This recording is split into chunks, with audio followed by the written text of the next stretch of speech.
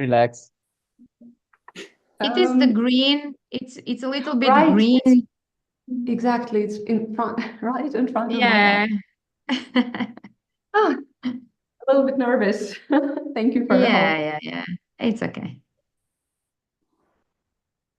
Right. I hope you can see my screen. Yes, we can. Yes. So welcome everyone. Good morning, good afternoon, good evening, maybe good night for some of the people joining us today. We could see that there were more than 500 people waiting, and I hope even more will join us when the webinar will actually start. So why we are all here today? It's a webinar called AI for Teaching School Subjects, Practical Tools and Their Functionalities. But in fact, of course, we invited more people who just teach at school, people who teach at universities, TBET, and I don't know, just educators in a very wide sense of that. We are proud to organize this webinar. I mean UNESCO Institute for Information Technologies and Education. We are proud to organize this webinar together with Europass Teacher Academy. And some of the experts today will be representatives of this organization. And the last thing I want to say before I give word to my director is that this webinar is held as part of series Harnessing Technology to Transform Education. And Mr. Tao Zhan, director of the Institute, the floor is yours. Thank you, Tatiana. And dear colleagues, friends, hello, greetings from UNESCO Institute IITE based in Moscow. It's exciting to participate in a big webinar with so many participants and friends. I just want to say a few words. First of all, I would like to express our appreciation and thanks to the experts and our partner, the Europass Teacher Academy, who helped us co-organize this event. And particularly special thanks to the experts who are going to present here today and share their ideas and experience.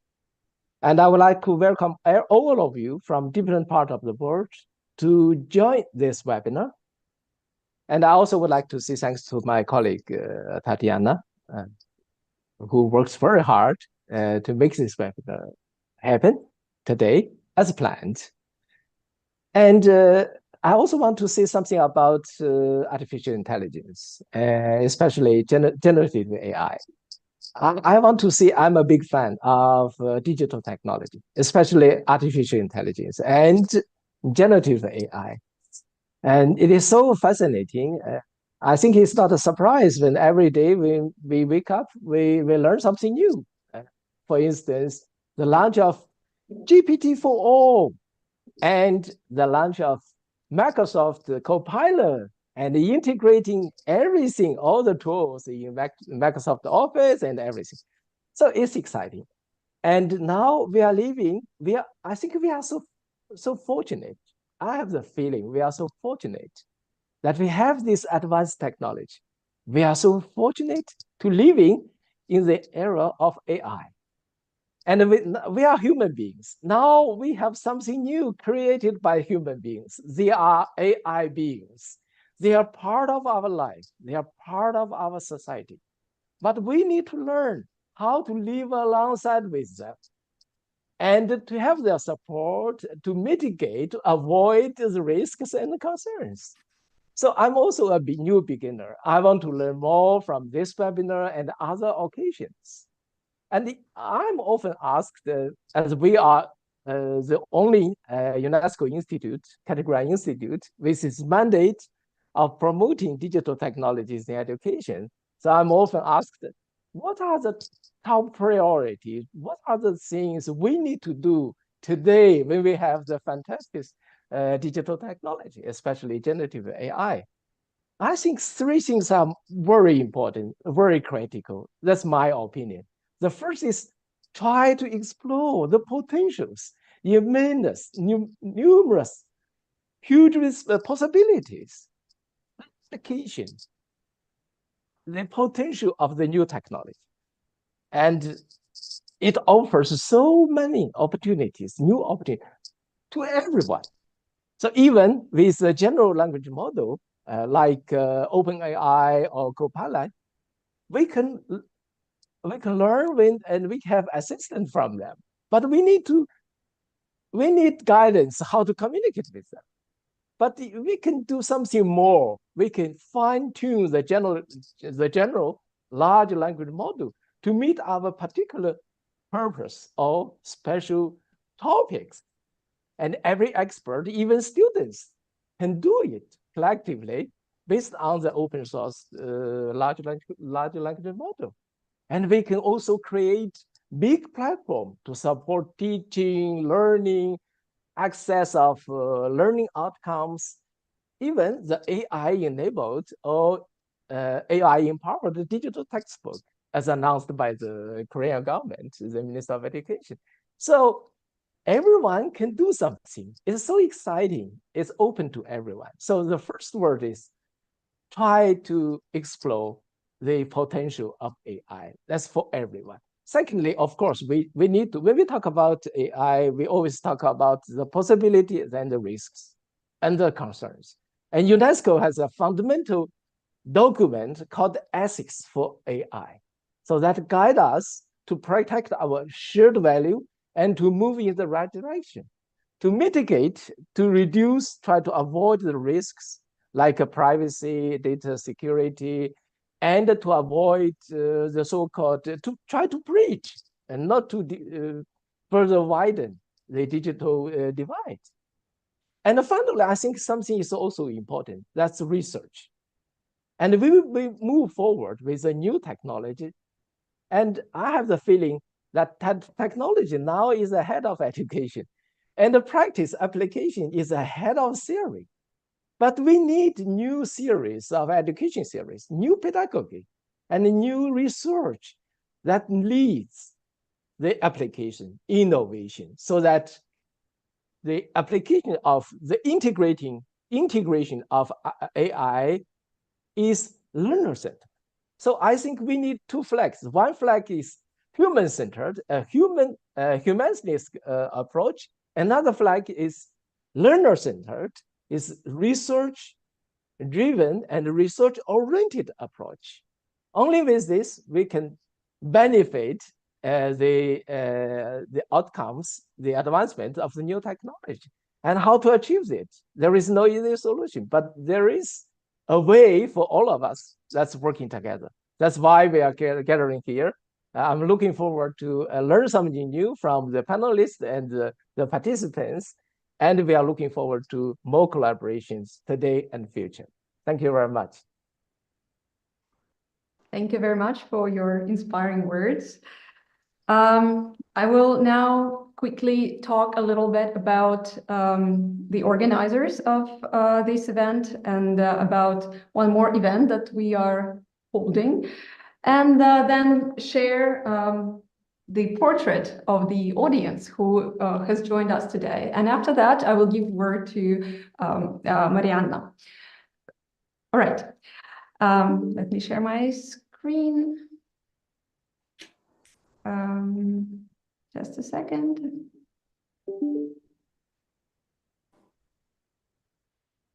Right, here we go.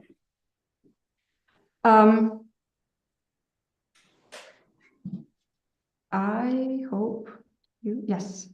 As I have mentioned previously, the organizers are UNESCO Institute for Information Technologies in Education. And well, I am a representative of Unit of Teacher Professional Development and Networking, and I hope this is what we are going to be to actually do today, and not only today. You can visit our site, and we also have a YouTube channel where actually the recording of this webinar will be uploaded, and we also post a lot of other things there. So I really recommend to check out the source. After I stop sharing my screen, I will share the links as well in the chat. And speaking about our partner, Europass Teacher Academy, you can also see their site. They offer a great variety of courses in all European countries, also Turkey. They're focused on European countries and let's say the European agenda, but not only. And from what I know, if you address them, they can also tailor some of the content for your specific needs. And generally, as was mentioned before, they have a big variety of courses on all topics educational. So I really advise and recommend that you check out their site. And I'm sure you will find something for yourself or for your educational institution. Before I move on to the portrait of our audience today, I wanted to tell everyone who's present here about this contest we actually have that our institute is holding. It is called Teaching the 21st Century 2.0 competition, and now the deadline is extended. The updated deadline is the 7th of June. Now that it seems we have a lot of newcomers today, I hope it will be interesting for you to hear about that. So actually, this contest is organized together by UNESCO IITE and NetDragon organization from China. And this competition is open to all teachers from every country in the world, except university professors and higher education instructors. The categories in the competition are green education, use of generative AI, development of creativity, and gamification in education. So what you actually have to do to participate is to record an educational interactive video or a recording of an open lesson, but it cannot be longer than 60 minutes. And the main, I guess, information, what drives people usually to participate in such events is a 5-day study trip will be the award. More information can be found in the link, which again, I will share after I continue, after I after I stop my presentation, sorry. Moving on closer to the webinar today, we actually, as of a few hours ago, we had over 2,800 registrations from 73 countries, mostly Asian and African countries. And this is what educators wrote about what they actually do.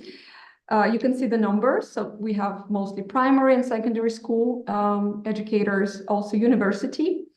There are a lot of people who hold various administrative positions and students. And of course, these numbers are not like absolute, let's say, because as we know, a lot of people combine teaching at primary and secondary level or high school and secondary level and so on.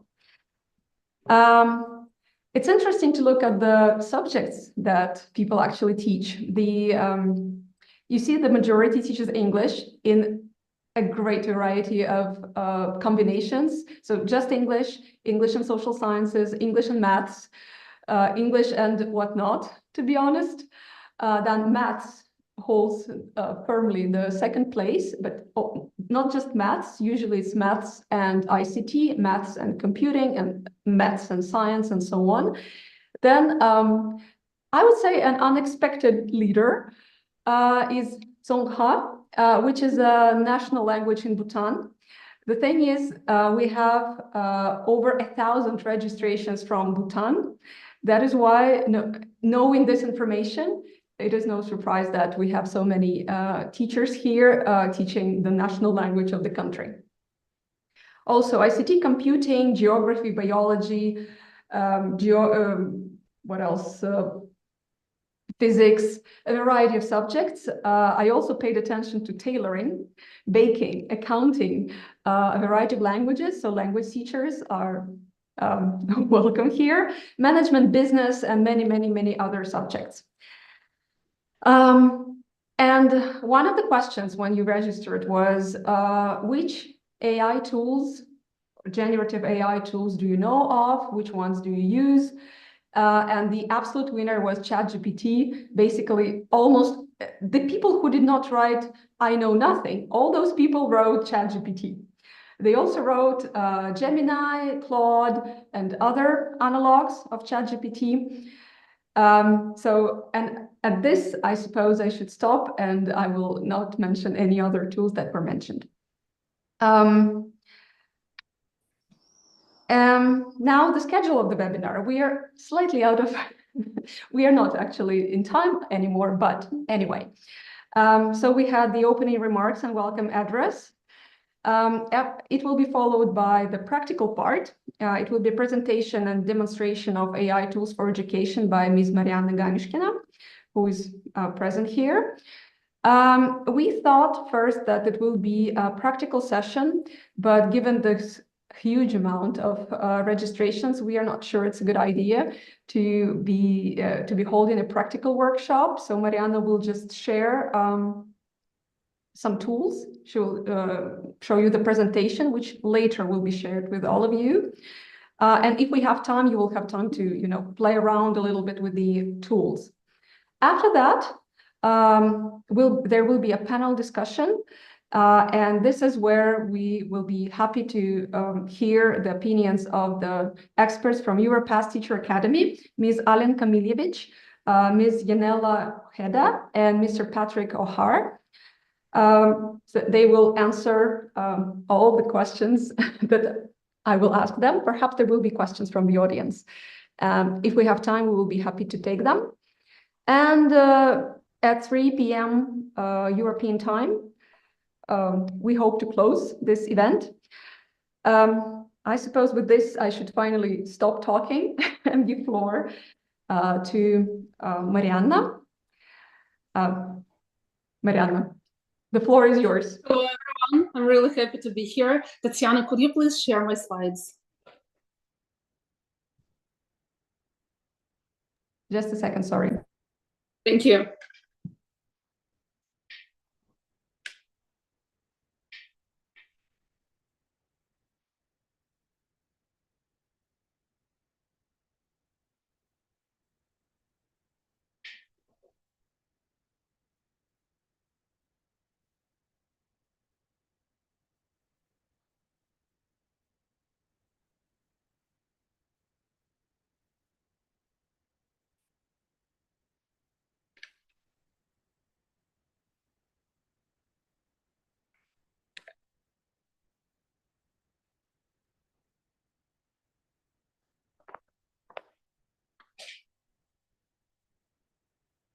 Okay, here it is.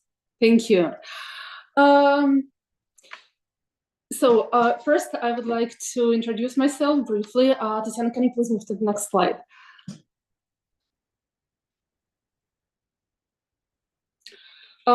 Here is a little bit of a disclaimer about me. So my name is Marianna Ganiushkina. I live and work in Nizhny Novgorod, Russia. Here I work at an international school which works in the frame of International Baccalaureate. I teach English and theory of knowledge here. And recently I took part in a competition which was organized by UNESCO IITE and Europass Teacher Academy. I managed to win it, and I was awarded with a study trip to Florence, where I did a course on artificial intelligence for educational purposes. So as you can see, so this course was in April, and I haven't been using AI for a long time. So I'm not an expert in this. I'm an amateur, even probably a novice. But today I would like to share my personal experience with using generative AI. I used it for a number of purposes. And actually, first I started using it because I had some challenges or some problems, and I wanted to find a solution for them. Next slide, please. I was thinking about these things. So when I use generative AI, what is my purpose? What's my aim? Am I trying to be more effective, meaning that I'm trying to be a better, okay, maybe not I'm trying to be a better teacher. I am trying to make my students do the most of their education, or am I trying to be more efficient, which means that I just want to create activities and tasks for my students quicker. Actually, AI can solve both these functions, but my main conclusion was that it's important to remain effective rather than efficient. Next slide, please.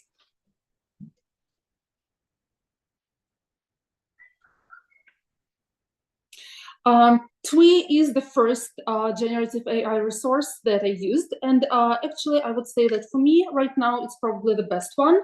So I would like to say that a lion's share of my talk is going to be devoted to this resource. So here's the first issue that I was trying to deal with. Next slide, please. Oh, okay, before that, I will tell you a bit about TWEE. It actually has a range of functions, and it's very user-friendly. It's really easy to understand what you can use here and what will be created, because here you can see that this purple text is an example of the output, what you're going to get. So here you can create different tasks using the tools for creating reading, vocabulary, writing, speaking, grammar, and listening assignments. The most popular ones are creating a text on a certain topic, creating open questions to the text, creating multiple choice questions. Next slide. Also, it can be true or false statements for a text, either the text that you have already created or a text that you just inserted there. You can also create a dialogue on any topic. I will show you how I did it. And also you can create leading activities. Next slide, please. So here's my first challenge. Imagine that I'm limited to using a certain course book which does not cater for the interests of my students. This is actually a very common situation in my country, in Russia, because we have only one course book which we are supposed to use in state schools. Next slide, please. The problem with this book is that it was initially printed about 20 years ago and the content has not been changed. That's why sometimes the content at times is outdated and irrelevant. And in order to motivate students, sometimes it's a good idea to do something about it. But I can imagine how much time it could take if a teacher did something on their own. So I tried to use generative AI here. So the problem with this exact page, with this exact unit, is that there is a dialogue, and in this dialogue, two teenagers who are supposed to be 14-year-old, they talk about buying a robot dog, which 5-year-olds play with normally. And later, this dialogue is not connected with any other material in the unit, which means that it probably can be replaced. Next slide, please. So what I did was I asked TWEE to create a similar dialogue with similar content, but I wanted to have more modern vocabulary, so to say, something else, but not a robot dog. And so here, if you want to have a text generated for you, you have to write a prompt. And that's a very important thing because AI actually does not become creative for you. It cannot guess what you meant to say. That's why all your prompts have to be very well formulated. So here's what I wrote here. I said, write a dialogue where two teenagers are discussing buying a new gadget. So actually, I did not change it. So in the initial book, it's the same. One of them thinks that buying such a gadget is a ridiculous idea. The second one gives reasons for buying it. And eventually, he's convinced to buy something else. Also, I want AI to use some phrases, have a point, cutting-edge technology, and exorbitant price. I used exorbitant price for a reason here. I know that it's not the level that I asked, and I want to check if it will actually be used. Actually, it wasn't. I did not put any target vocabulary here because I did it in the prompt. You can also do it in the target vocabulary section. And here it's possible to choose a level. Unfortunately, there are only 3 options, so it can be either A1, A2 level, or it can be B1, B2, or it can be C1, C2. And from what I've noticed, if I choose B1, B2 here, the level of the output text will be A1. If I choose C1 to C2, the output level will be the upper end of B2 level. So it downplays the level a little bit. But the dialogue is actually good. I can use it. It's the appropriate length. It has good vocabulary. And the only problem that I saw with it, maybe it's not a problem, is that, as I have already said, AI is not very creative. So here the gadget that they're discussing is a smartphone. On the one hand, well, it's not something fancy. On the other hand, it's very relevant because teenagers do buy smartphones. They do discuss them, so why not use this one? Later, I tried creating some other activities for this dialogue, for example, lead-in activities, and I tried to extract some collocations and create a task with them where my students would match the collocations. Later, it's also possible to create sentences with these collocations where students could do gap fill. As for the lead-in activities, I think that here AI is not enough and a lot of work on the part of a teacher is required, because you cannot just take these exact lead-in activities. We as teachers would have to adapt them to the needs and to the level of our student. But the dialogue can be used as it is, actually. It's good. Also, there is the simplify and upgrade button for the text here. I tried to upgrade it and nothing changed. So probably this function does not work very well. All right, next slide, please. My second challenge.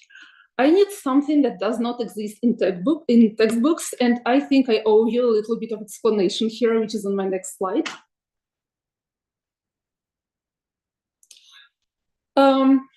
I work with the diploma program International Baccalaureate, and it asks students at the final exam, to write texts which are 450 to 600 words long, which is a lot, in different genres on a broad range of topics. In textbooks, such text types are available, but they're usually of a much smaller size. And I need to create some sample text to practice different text types with my students so that they get an understanding of what exactly they're supposed to produce. Next slide, please. So here I chose an option which is called create a text on a certain topic. And here it's possible to specify how long you want your text to be and what kind of text you need to write. My students need to be able to write diary entries, reports, proposals, speeches, essays. I'm sure that if you're teaching languages, that's the same thing, so your students have to do all of these things. But my texts need to be longer than something that's usually given in textbooks. So I wrote a prompt like this. I want to have a diary entry, because this is one of the text types that we need to study. So I say, write a diary entry about a study trip to Florence. The author traveled with their class. You should also mention some unexpected challenge that the author faced and explain how this challenge was solved. And I want the text to be about 500 words long. I'm not going to show the output to you, but it was actually good. The structure was nice. It was very detailed. There was a lot of nuances. There was lots of information about Florence. So I did not just say a study trip to a random city, because I wanted some details about this one. But I did not specify the problem or the challenge that the author faced. And this was actually an interesting thing, because I tried to do this task twice. It came out different, of course, because we don't get identical outputs, even if you have the same prompt. And in the first one, the challenge was that the luggage was lost. There was some delay in the airport. And in the second diary, there was a problem with the language barrier. So you can see that these travel problems are very, very common. And the text itself looked a bit dry. And it's obvious that it was created by artificial intelligence. On the other hand, I thought that it could be used to its benefit, because I actually asked my students, after we analyzed the text and its structure, I said, okay, how can you make this text more personal? Maybe it could be some other problem, something unusual. For example, when I was in Florence, I actually got lost. So can you imagine this? I cannot navigate when I'm in a foreign city. And I came to a wrong hotel at midnight. And the hotel looked identical to my hotel. And I realized I was in the wrong place when I was at the door of my room. And if I had to write a diary about that, this is what I would mention, not something like a language barrier, which is obviously there for any person. So this is actually, I don't know, maybe it is an advantage, but so far it looks as if it's actually a disadvantage of artificial intelligence. That generally everything that's AI generated is a bit dry and non-creative. But that's why teachers are there. That's why students are there. We are still more creative and we can think better than AI. Next, please. My third challenge. I need a text on an unusual topic. I cannot find anything suitable, and I'm planning to turn this text into an exam reading task. That's why, again, I need a text of a specific length and specific organization. Next slide, please. This is a topic that I was covering with my students. We were talking about inventions, and I wanted to create a text, an article about 4 inventions made in the 2020s. These inventions should be controversial, and I wanted benefits and drawbacks of each invention to be highlighted in the article. What I expected to see? I expected to see something which has already been invented quite recently. But when I did it for the first time, when I did it for the second time, this is what I got. So Neuralink brain implant, CRISPR gene editing, Hyperloop transplantation system, and lab-grown meat. All of these are existing technologies, even though some of us haven't heard about them. They're very recent. They are all controversial. It's interesting to discuss them. But this is not what I was suggested when I created the first output, because when I did it for the first time, I got teleportation device, the mind-reading chip. We cannot do this yet, right? The climate-altering machine, and the robot companion. And as I started reading the text, I realized that the text is actually about the future, as if it was written in the future, as if it's now like 2030 something. And one invention was made in 2025. One of them was made in 2028. There was some random names of scientists who I checked them. They do not exist. They're fictional scientists. So the whole text is fictional, which I didn't ask for. So this was actually a huge surprise, because before that, I did not think that artificial intelligence could even do that. I thought long and hard before I actually used this text with my students, and we used it to discuss about the possible inventions of the future.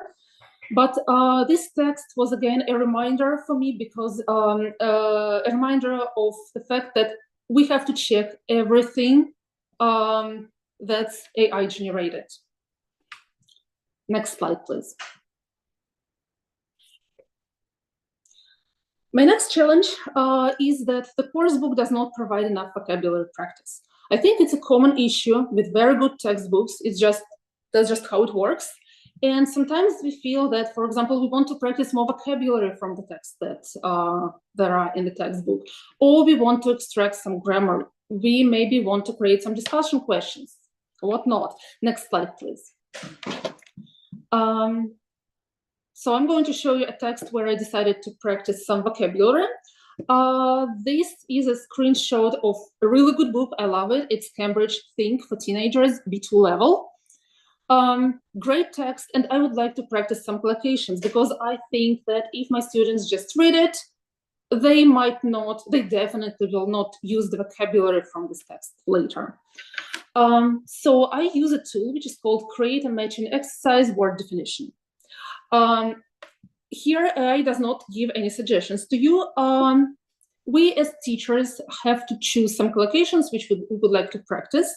We can extract them from the text and then create different kinds of tasks. For example, definitions match. Later, we can create some sentences so that students will have to put the missing collocations into them. And there are also some other options. Next slide, please. Next challenge. The content I want to give my students is beyond their abilities. This here applies not to teaching languages, though sometimes even this is possible, but this is mainly about the situations when you use English or any other language as a medium of instruction, when some other subject is taught in English. Next slide, please.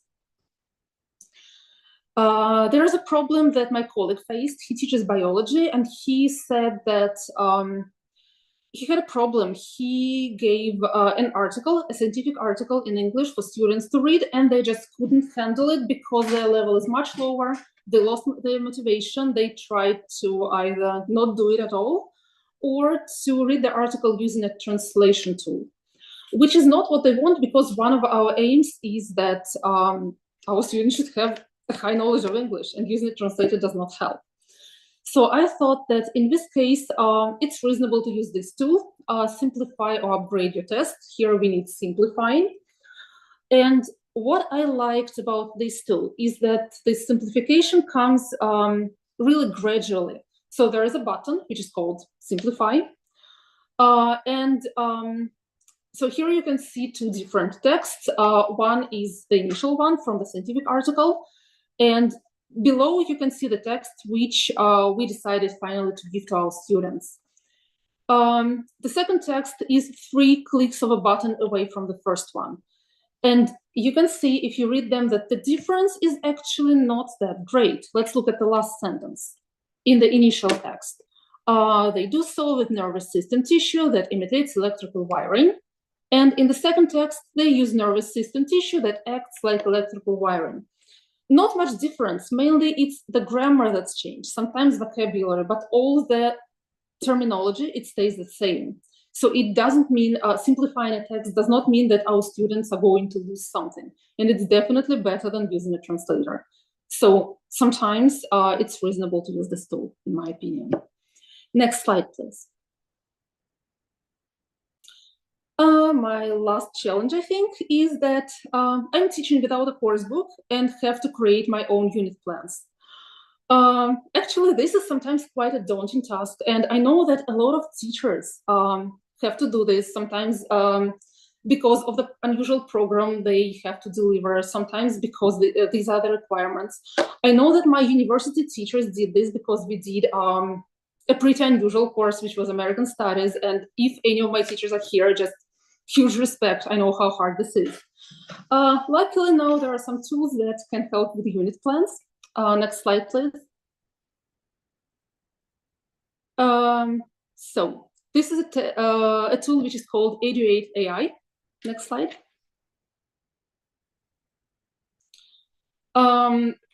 It provides a range of functions. There are lots of them.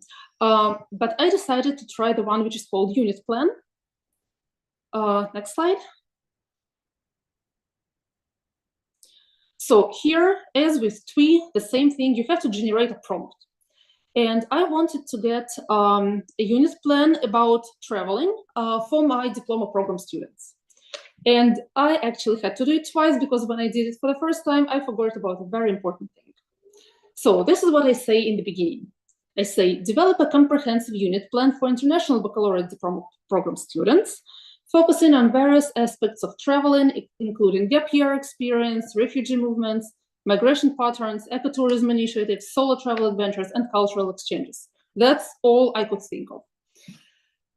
And the output actually did not suit me at all because it was like, yeah, that's what I was planning to do anyway. Well, thank you, but I'm not sure I can use it because it was very, very general. And I also forgot a very important thing. I forgot these texts. Remember the text that I talked about, that they need to write quite long text in different genres. So I changed the prompt. I added this phrase, through writing text in different genres, such as diary entries, blogs, letters, reports, proposals, essays, speeches, etc. And then I got something interesting because for each lesson, AI suggested something for writing. For example, we talk about gap year experience and refugee movements. After this, you could write a diary entry from the perspective of a gap year traveler or a refugee. Why not? Sounds reasonable. Second lesson, understanding migration patterns and ecotourism initiatives. And assignment, write a report on a scientific ecotourism initiative. This is what I might actually do with my students.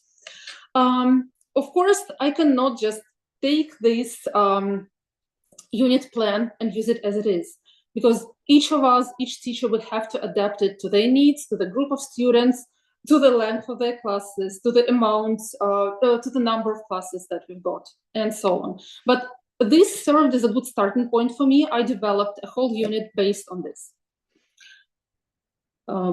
output. Next slide, please. I'd like to go back to, which was actually my previous slide. This one, I just doubled it.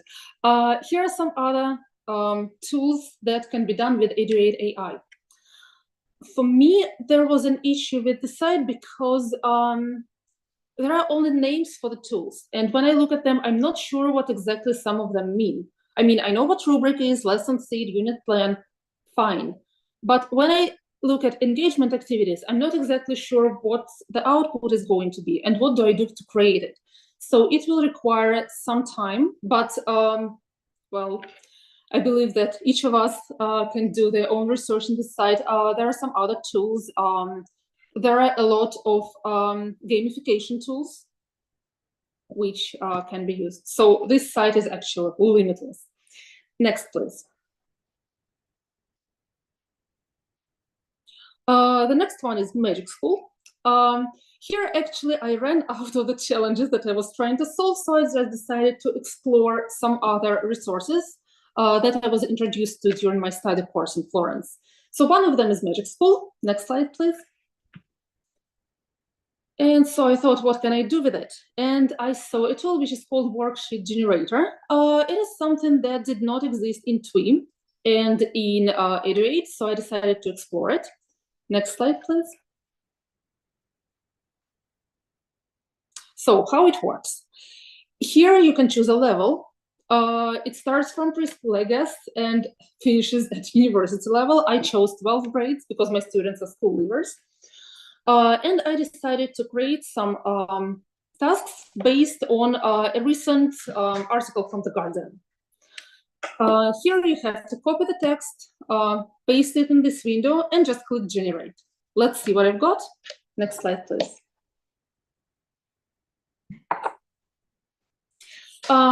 So there is a range of activities suggested, and I tried several times. The activities were the same. So if you decide to use it like every day, I don't know, the students are going to get bored, but it's good to do from time to time, I believe.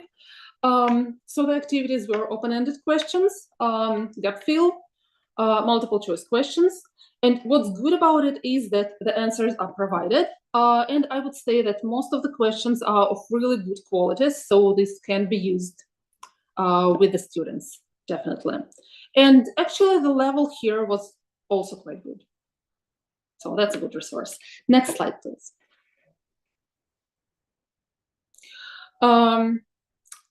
Here's another tool, which is called Text Rewriter. And here I remembered about this dialogue that I didn't like in the book that we have to use about this robot dog. And here it's different from TWEE, which I talked about earlier, because in TWEE I just had to formulate a prompt, what I want. So I had to analyze the dialogue myself first, realize what I don't like, explain what I actually need to write, and then generate it. Here I have to put the original text there, the text from the book, and then I have to specify what I want to do. So rewrite so that.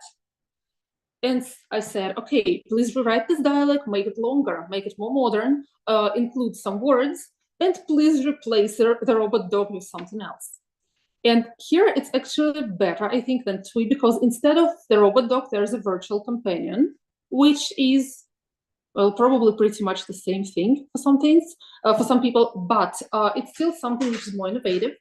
The vocabulary is better here, but the length of the dialogue, I would say, was not changed. It was not changed. So here, I think it's up to a teacher and what they prefer to do, formulate the prompt themselves, or just feed the text to artificial intelligence and to just specify what kind of changes they need. So I thought that's a very workable tool. Next one, please. Here is another tool for teachers, which is called Diffit. Next slide, please.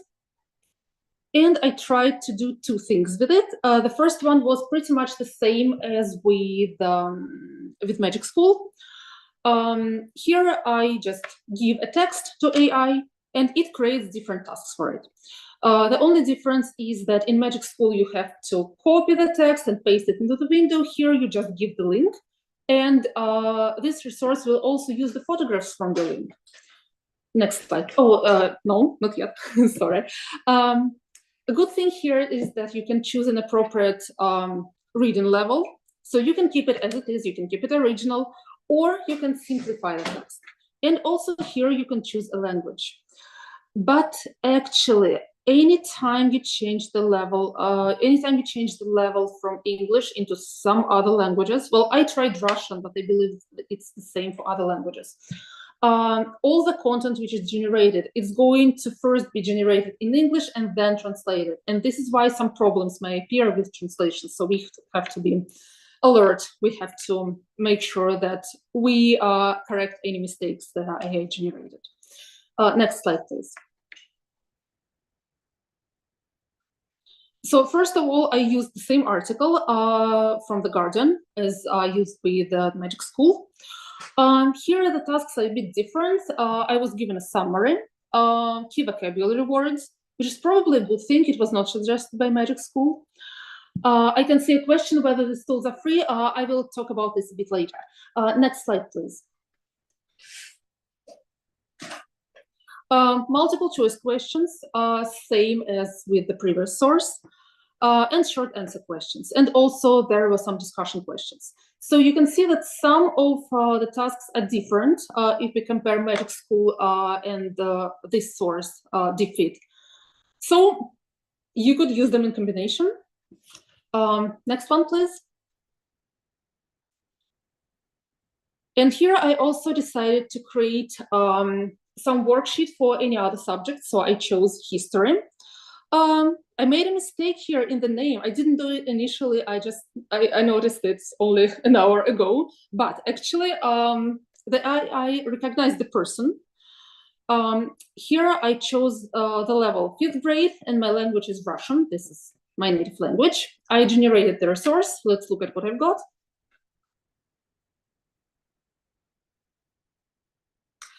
So here's the written passage. Here you can also see the sources that we used. And the first one is Wikipedia, which we normally don't like, but you can edit the sources and change the output. Because the other sources, they actually look quite good. I would say that if I were a history teacher and I were generating a handout like that, I wouldn't use it because this is too simplistic. And then I tried to change the level and it still looked a bit simple for me. It might suit some needs, but for me, this was a key point that here, when I use this resource, I have to specifically change the output for the level, for the length, because it didn't seem appropriate. If you go back to the previous one, I mean, I don't think the previous slide, I just want to mention this. When I did the handout based on the Guardian article, it turned out good. All right, next slide, please.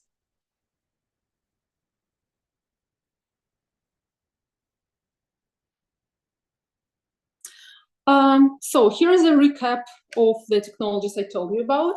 I want to specify that there are many more tools that can be used, many more AI tools. And I focus specifically on those which allow you to create different kind of texts. But there are tools that write presentations for you, quite good presentations. There are tools that write songs for you in a fraction of a second. There are tools that make the videos. But from what I've seen from my practice, I would say that all these tools, they have the same advantages and at the same time, the same disadvantages. I saw the questions about the price, if these tools can be used for free, and about the languages in which you can create content. So I prepared this little table for you.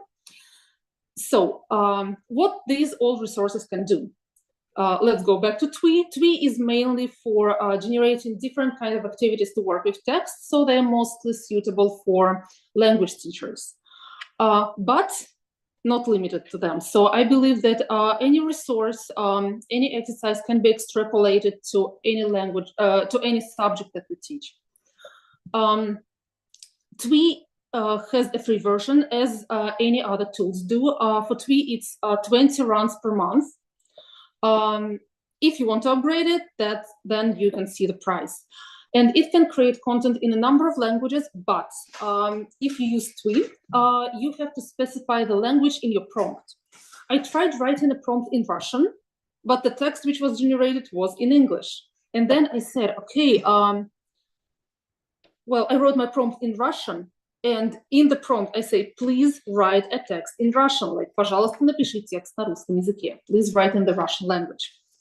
And it was in Russian, but again, I could see that this text has been translated from English. This is why I had to proofread it and change some words, because sometimes it even makes mistakes in terminology, so we have to be extra careful here.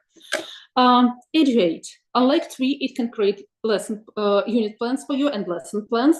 If I'm not mistaken, TWEE cannot do that. It also creates rubrics, instruction scripts, games, lots of things actually. In Eduaide, you can actually choose a subject, and the suggested options are science, social studies, mathematics, and language arts. If you're using a free version, it's limited to 5 content generations a month. And it works in 17 languages. So if in TWEE languages were not specified for Eduaide, here is the official list. Magic Schools provides a wide range of tools for planning, generating activities and worksheets, generating assessments, lesson plans, etc. It's a wide resource, can be used for any subjects. And interestingly, the usage limit is not specified. So you do not know how many content generations per month you have. It depends on total platform usage. It works in many languages, and the output is automatically created in the same language as the prompt. So unlike TWEE, here you don't have to specify. And Diffit can create handouts in many subjects and languages based on any text. One benefit of Diffit is that here, just by one click of a button, you can download a PDF version of what you've created. And just, it's ready-made. You can give it to your students, provided you've previously looked at what has been done. Unfortunately, I tried this function yesterday and today, and it didn't work. So my content is generated, and then I just have to copy it and paste it into a Word document. But I don't know whether it's some temporary glitch or it's blocked in my country. I'm not sure about that. So if you use Diffit for free, actually the number of inputs is unlimited. That's good, because in all the other devices, it's limited.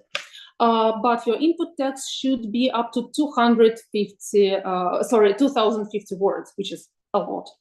And some functions are not available in the free option, but this is, for example, you cannot transfer your materials to Google Classroom automatically. I mean, we can live without that, right? It works in many languages, but bear in mind, again, that for all the artificial intelligence tools, the content is automatically translated from English, and that's why mistakes are frequent. Next slide, please.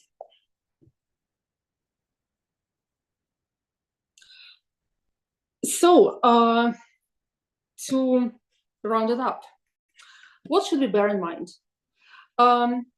If we want artificial intelligence to be our friend, I think we all have to remember about several things. First of all, we should generate detailed and coherent prompts. And artificial intelligence does not know what we want. It doesn't read our minds yet. And it means that we should formulate everything clearly, what exactly we want. I guess we have all seen it with our students who use artificial intelligence, mainly ChatGPT. We can actually spot that they've been cheating because the output does not match what we wanted to get. So the input is wrong. They don't know how to do it, but we do, right? So the next point to consider is human revision. No artificial intelligence creates an output that we can take to class without editing. I have already mentioned the mistakes in the language. There might be mistakes in the content. AI does not always use the information which is the most recent, and it very often happens that some outdated statistics, for example, can be used. And the next point, which gradually comes from this one, is that everything that has been AI generated, we should check for values.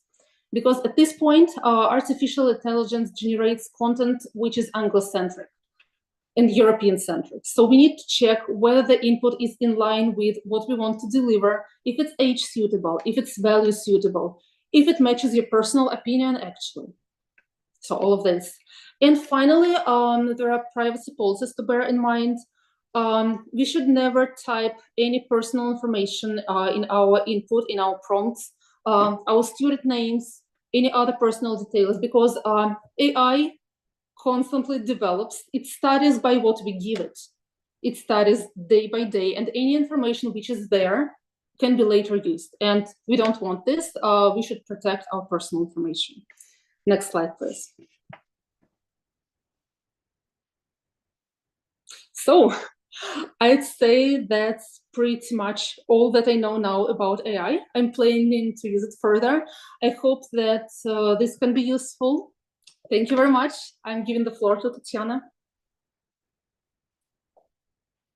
Thank you very much, Marianna, for the insightful talk, and I hope everyone has managed to learn something new. I wasn't able to read the questions, sorry. I saw that there were constant notifications from the chat coming, but I actually couldn't. So maybe while I'm taking a few seconds to read through the chat and maybe find questions, I just wanted to ask the experts, and I'm glad to see Yanella here. I'm glad you joined. So all the three experts from Europass Teacher Academy are here. So while you were listening to what Marianna was saying, maybe you have something to add, anything? Yeah, the floor is yours. Thanks very much, Marianna. I see your time in Florence was well spent. Yeah, so I'd love to just add one little thing to Diffit. I'm gonna share my screen just to do that. Let's see here. Entire screen. Here we go. There we go. Share. Great. So here we have Diffit, and as Marianna showed, you can type in literally anything, or an article or a video. I'm going to put in an article. So from UNESCO, a news article, Ocean Literacy World Conference. Okay. And this is, and I just paste that in there and generate, and then it generates the worksheet as Marianna showed us. And it takes its sweet time, but I'm not going to complain. It's amazing. And yeah, so it generates an image and the text and a summary, key vocabulary words, things like that. Now, the best part about Diffit, in my opinion, is when you scroll down to the bottom of this output, there's a button here that says Get Student Activities. And up pops this screen, and here we can create various different worksheets based on whatever learning outcome you're targeting. So it could be summarized learning up here, vocabulary, reading strategies, writing strategies, text analysis, collaboration, critical thinking.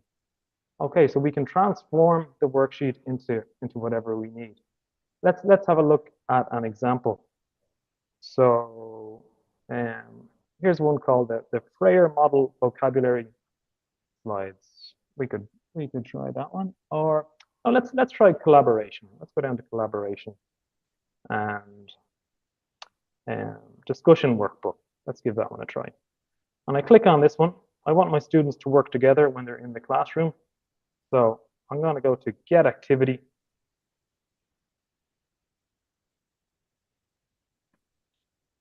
And it will provide me with some options. What format do I want? Do I want a PDF, Google Slides, Google Docs? Let's see. So I'm going to choose a PDF. Now, if you wanted to edit the output, I'd choose Google Slides, and I'd edit it in Google Slides and then just print it out. But I'll choose a PDF for now. And it'll download. I have too many tabs open, but that's the story of my life. Here we go here. Okay, so here we have this output based on the UNESCO article, and here's teacher instructions. But I'm just going to scroll on down to check out what it is. So it starts off with image analysis, notice and wonder. Look at the image and write down 2 to 3 things you notice, key details, main ideas or themes, and 2 or 3 things you wonder. Okay, so we're getting the students thinking about what the article could be about. And then we've got discussion preparation, read and take notes. So to get ready for the discussion, you'll need to read and interact with the text, prepare questions, and find main ideas from the text you can present and share with others. Remember, the goal is to discuss, do not debate, be courteous. The goal is to pursuit of deeper learning. So remember, I chose collaboration as my output, and PDF is all about collaborating and students working together to work with the content of the article. So let's have a look at the first question. Reflect on the importance of ocean literacy and sustainability in today's world. How can individuals contribute to the preservation of our oceans? Okay, that's a great kickoff question. And then the output gets your students to create their own questions that they'll then ask their partners. More discussion preparation. Okay, so you give each student a different page, and the point here is you can get various different types of outputs from Diffit, which makes it fantastic. It can be a simple printable worksheet. It can be a quiz, a social media style summary slides. You know, so the output options are really fantastic with Diffit. If it's something to do with a story, you could have a text analysis, so plot diagram workbook, or if you're looking at critical thinking, here's one for claims and evidence slides. Identify a claim the author made, and then you write in the supporting evidence. So great stuff for critical thinking there as well. And what's this one over here? Character analysis. Claims, counterclaims, character traits. So depending on what your input is, you can get various different outputs. Really fantastic for effectiveness and efficiency. So I just wanted to share that extra feature of Diffit with everyone. And thanks again, Marianna. Thank you so much. Alenka, do you have anything to add, perhaps? Well, I just have to say that the first question is about the training and what kind of training teachers need. I think we are done. Well, Marianna's presentation was really great, and she mentioned quite a few times about how it is not perfect. And that's also the message. AI is not perfect. AI is made by people, created by people. We are not perfect. It collects what we have already created. And it is very important that teachers know that they have the final word of how to use it, when to use it, what to use, and the most important thing, why. Because we need to use AI tools in order to achieve some outcomes. If we think as experts and as teachers that the AI tool is the best option that it will be the most beneficial for our students to achieve the outcome that we want them to achieve, then yes. Otherwise, a piece of paper, a book, a TV set, a radio, or whatever is also at our hands. So always think critically about which materials and tools to use before we start, definitely. Thank you. Yanella, were you able to actually listen to the presentation? I know that you joined later. Yeah, sorry for that. I was delivering a course, but well, first of all, thank you for inviting me. And well, I agree 100% with Alenka about always having the choice, and that's good. Yes, that we are the ones who decide, even though I know there is a lot of fear. Yes. On part of the teachers. I have been reading some of the questions in the chats and in the Q&A section, and it says, okay, but what about creativity? But what about thinking? Yes, if AI gives you all the answers, well, that's the key. Yes, I would like just to share my screen if you allow me. And I was thinking of just Just a minute. Sorry, well, that's me. I'm sharing correctly, right? Thumbs up, is it okay? Can you see? Yes, yes, we can see your screen. Thank you so much. So I was thinking of this question of, well, I liked something that Eric Wiener wrote.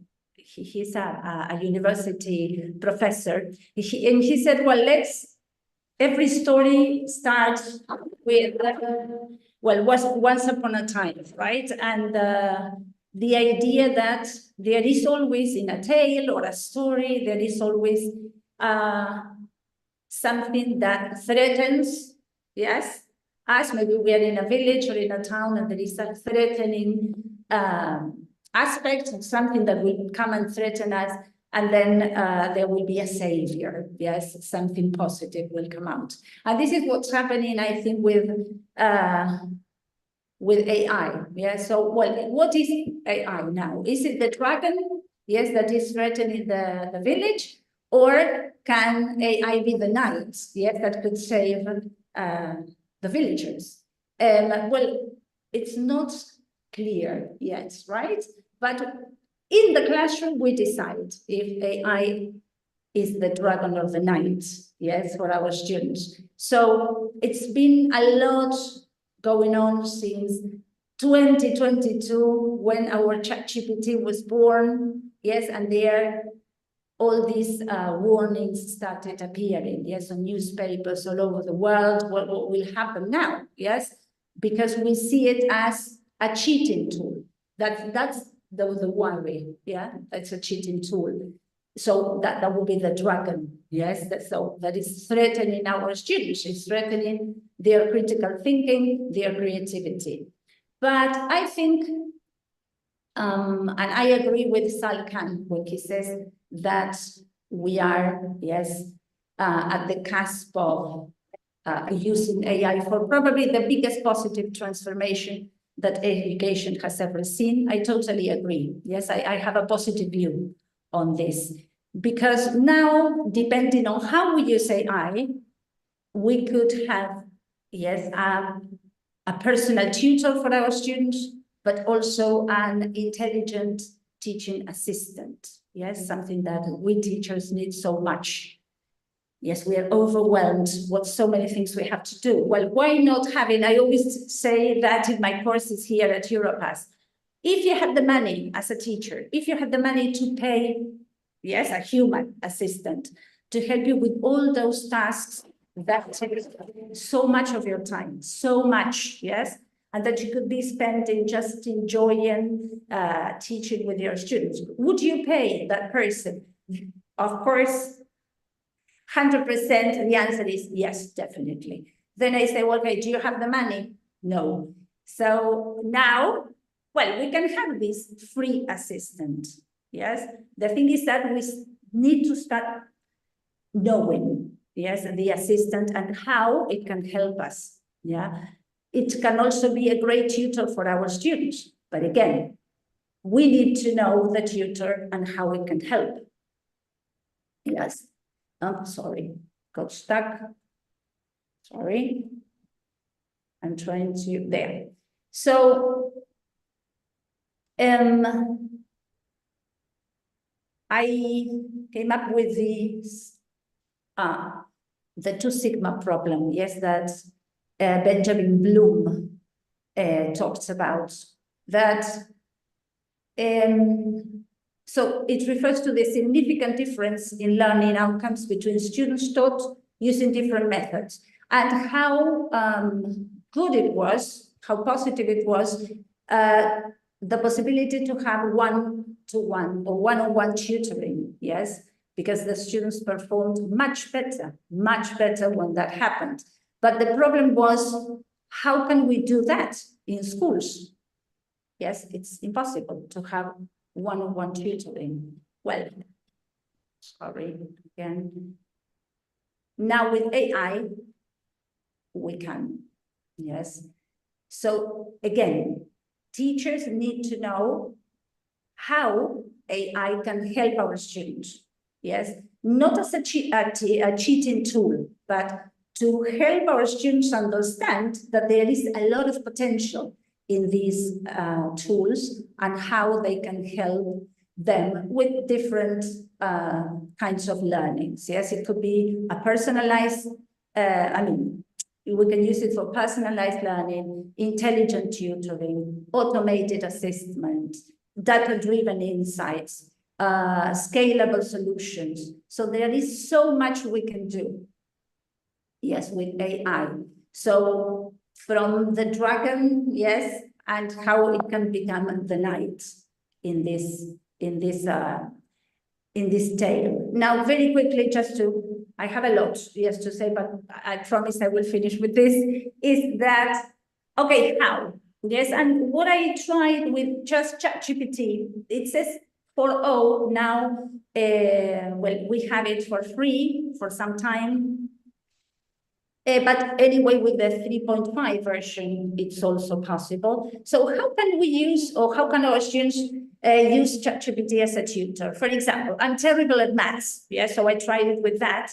And it says, okay, tutor, you are a math student tutor, you will help the student by providing them with an explanation, never an answer to the question. If the student asks for an answer, kindly remind them you are here to help them learn how to solve problems. When the student makes a mistake, do not tell them the answer is wrong. Ask them to explain their reasoning behind their answer and guide them towards the right answer. Yes? So this is what a good tutor should do. Okay. So he agrees, he's very kind, and he agrees, says, absolutely, I'm here to help you. So I said, I need to solve this. To be honest, I have no idea how to do it. Yeah, I will be honest. I took an example. So the first thing as a student says, well, give me the answer because I have homework. Give me the answer. I want to cheat. Yes. So he says, I'd be happy to help you work through these problems step by step. Let's start by simplifying the equation. Yeah. So he was very obedient. Yes. To my request. So, okay, we have this, this, and this. So he starts guiding me. And so, again, very honest, I said, I do not know how to do it. Yes, and that might happen. So he says, no problem. Let's go through it together. Again, he guided me. Yes. And then says, okay, can you calculate what each of those multiplications would be? So, well, roughly I said something, and again, that's right. And he continued, as you see, guiding me. Yes, then I said again, sorry, I don't know. He says, no worries, let's do it together. And it continues. I mean, it guides you until it helps you solve it. But if you, yes, if you ask the bot, any bot, yes, to act as a tutor, it will. Yes, if you want to cheat, well, it will also help you to cheat, of course.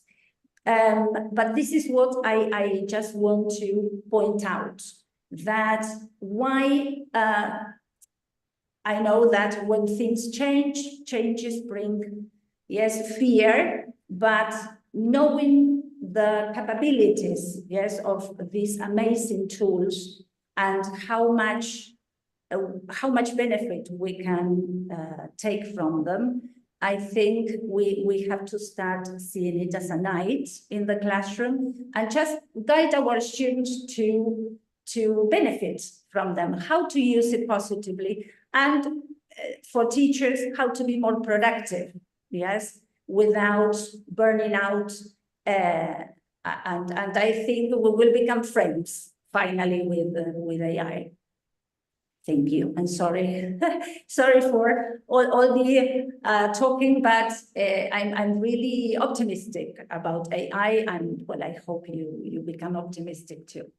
Thank you. Thank you for this, I don't know, a little bit unexpected lecture, but thank you for highlighting this probably not very obvious use of ChatGPT and other AI tools that we can actually use them as a personal tutor. and they don't have to be our enemy. I mean, as teachers, they do such tools cannot be or should not be our enemies. That is, we can use them and make them our friends in terms of how we, I don't know, interact with our students and their interaction with AI tools. With this, I suppose we have, yes, about 40 minutes of the webinar left. While Patrick was sharing his screen and explaining more tips and giving more tips, I was also looking through the questions, and the majority of those in the chat were about the recording and the slides. Just for everyone to know, the recording will be on our YouTube channel, and the slides will be shared with you. Once you registered, you gave us your email address. So if you typed it in correctly, you will get the slides. Also, one comment I wanted to give to what Marianna was saying is, of course, I understand that every teacher knows their subject, and I'm sure all of you could see how what Marianna was saying could be easily adapted to the language or to the subject you teach. And of course, this will require a lot of exploration on your own, and I hope your learning will not just stop with attending this webinar. So hopefully you will take some time and play with these tools, and you will discover a lot of what they can offer us. There were also questions about gamifying teaching. I suppose that was slightly touched upon. Speaking about the free access, as Marianna was repeatedly pointing out, the access is free until a certain number of, what is it? What is it called? A certain number of requests is reached. Tokens. Yes, thank you. So until this number is reached, each of the tools is free. So, well, if you do not want to pay, well, you have to, I don't know, somehow be careful with what you input there. As for prompting, yes, there was a question about prompting, which unfortunately I do not remember the exact wording, but yes, teachers have to be careful with the prompting, and prompting is something that has to be practiced. And obviously you will not get the perfect result after you first prompt. With this, I suppose we finish with that first part, the so-called practical part, and we can move on to the discussion part. The experts will answer a few questions, which mostly are devoted to the questions of ethics, of teacher professional development in terms of AI, and also assessment strategies. So I will ask you the question, you will give your answers, and then we'll repeat it a few times. If you agree, we can start. So the first question, which was mentioned in the webinar announcement, is what are the most common AI tools for education, which I suppose was already answered by Marianna and by a few other people.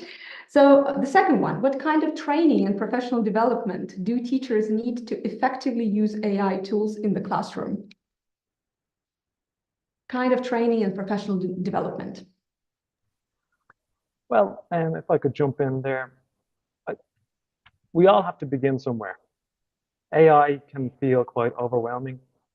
All this terminology, large language models, generative AI, and things like that. And it is important for us to, how do we deal with that feeling of being overwhelmed? Education.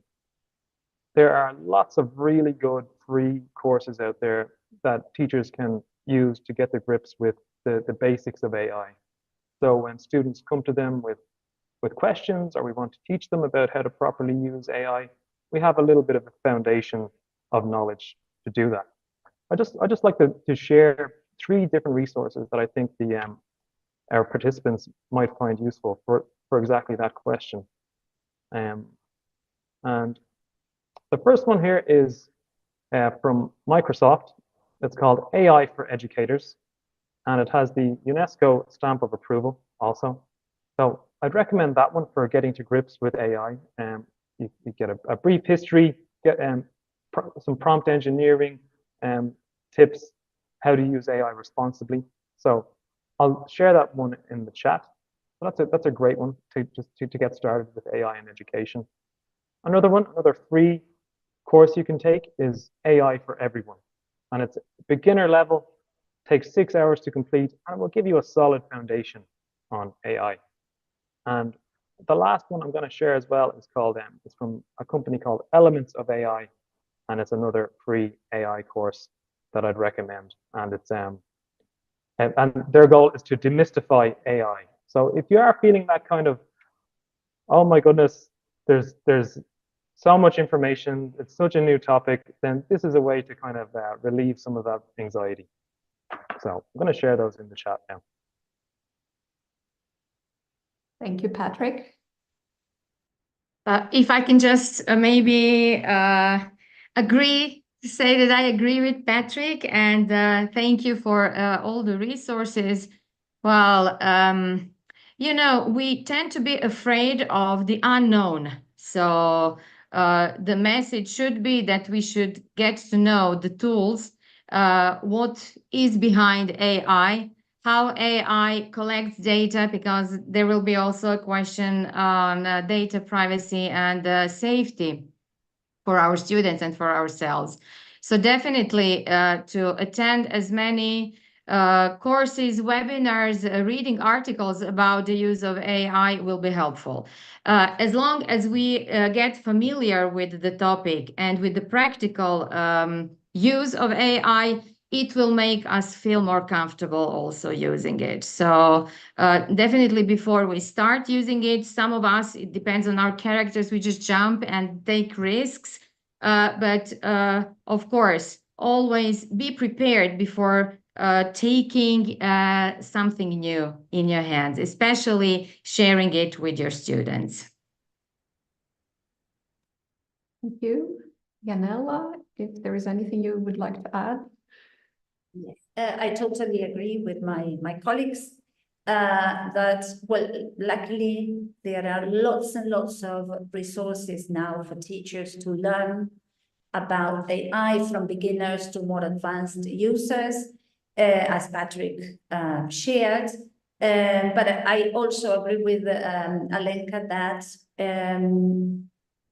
it's about just using them, yes? Taking all the precautions, of course, but using them, yes? And trying it out at home, practicing, seeing, well, what does this do? How can I use it? Yes. And as the more you use it, the more ideas you get. But what I think it's even more important is to create a community, yes, of colleagues at school, or participating in these webinars and getting to know other teachers that are also going through what we are going through, and sharing ideas, sharing content, sharing links and resources. So the more we share, the more ideas we get and the more knowledge, yes? And you say, okay, this works perfectly, but don't bother using this one. Yes, it's just, I mean, the free version is, I mean, gives you nothing. So maybe why don't you try this one? So we save time, yes, and we have many resources. And what's more useful is, well, we get experiences, yes, from other colleagues using it. So I think sharing is also key, yes, for this new technology. Thanks. So if we summarize, it is sharing and learning, and again, sharing with your fellow colleagues about what resources there are. Thank you. And we are moving on to the next question. What measures should schools and teachers implement to ensure data privacy and security when using AI tools with student data? We have slightly touched upon that, but I imagine you have a lot more to say. So student privacy, data privacy, security. Well, teachers need to feel sure. I mean, whenever we are involved in some kind of projects where students have to communicate with each other, maybe take photos, record videos to be able to interact with each other, we always as teachers are very, very afraid of where can the photo end up, video and so on.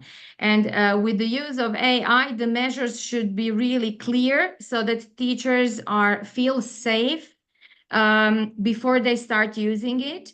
And also involve parents, definitely. We have already some regulations on the use of AI for example, ChatGPT at different age of students. So it definitely we should see what will happen now, but definitely involve students, involve teachers, parents, of course, so that the transparency is there, so that they know if the child has to do something online, that the child will be safe. So I'd say it is just upgrading internet safety, taking part in Safer Internet Day initiative, and taking all the precaution norms and rules that we need to feel safe and to act safely in this environment.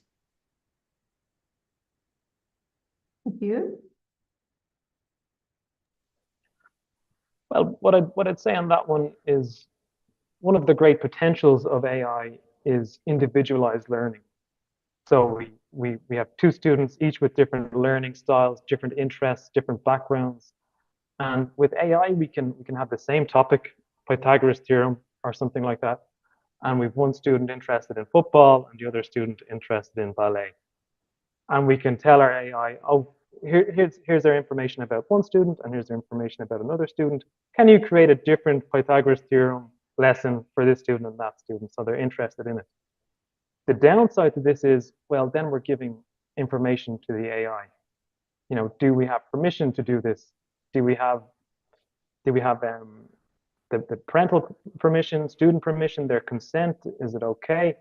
So in situations like that where we want to create individualized learning, then we have to follow protocols, like have strict access to who can enter the information and have clear privacy policies school-wide that that ensures you don't stray into anything that's breaking any rules of your country. And also data minimization. Collect only the data that is necessary for educational purposes. We don't need too much identifying information about students, more just preferences in terms of learning would be the important information. And so that'd be my take on it, to find a balance between individualized learning and making sure we don't give identifying information of the students. Thank you. Yanella, or are we moving on to the next question? This thing of consent and permission that Patrick mentioned, I think it's very important. Well, first of all, that the school, yes, takes all the precautions, yes, with this, so that teachers and students are protected, the privacy is protected, but media literacy is key nowadays. So also teachers and students, first teachers need the professional development, yes, professional training and information about media literacy, because as I always tell the teachers in the courses, don't feel guilty, don't feel that maybe now you don't know many things, but it's okay, because when we were trained to be teachers, this was not part of our training. Yes, this is all new. So, well, we have to learn now about it, and then help our students to learn about media literacy, to include it in every single subject, because I think it's key, but also about consent and about privacy. Getting the, well, parental consent, yes, for student data collection, teacher students that what they can share, what they cannot share, and well, of course, implement transparent processes for data usage in the school.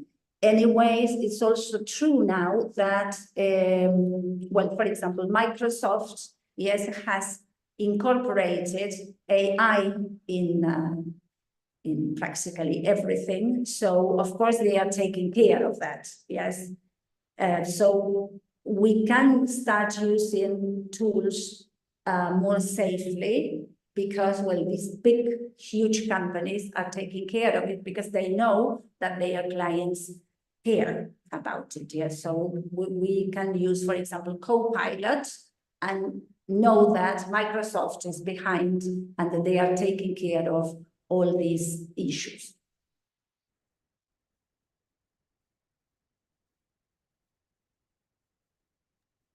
Thank you so much for your comments.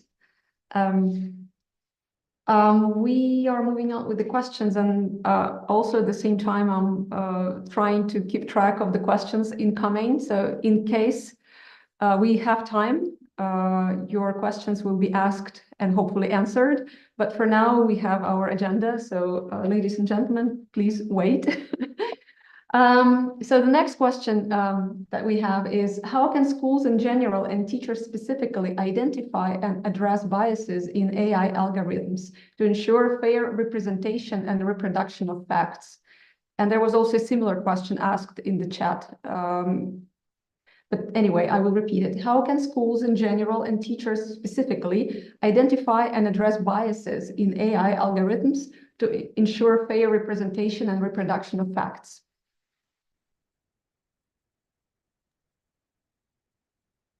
Check, fact check.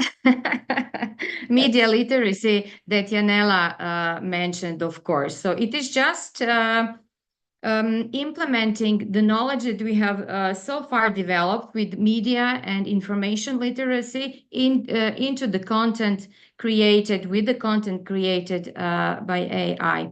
It is also very interesting that biases created by AI can be a good starting point and a good start into a discussion in the classroom with students about bias in everyday life. So we have already mentioned that AI has been created by people, by humans who are biased. So all of it can be really useful as like, look what we are doing. AI is showing us that we are biased. So what can we do to prevent our society and community from being biased or maybe not inclusive society?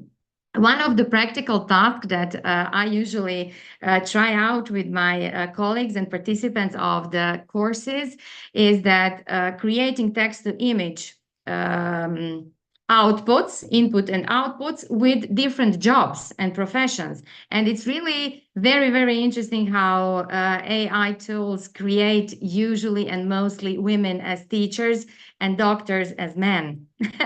So then there you have like, you know, you see how and what bias means. So for students, it can be like a useful, authentic material to discuss that point.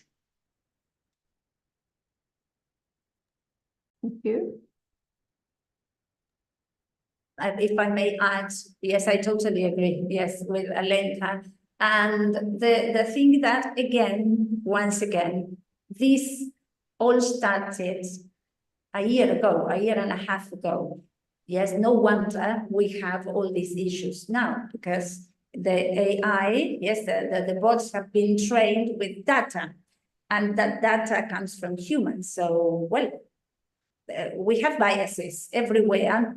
So now, yes, little by little, there are different organizations who are fighting against, yes, this and trying to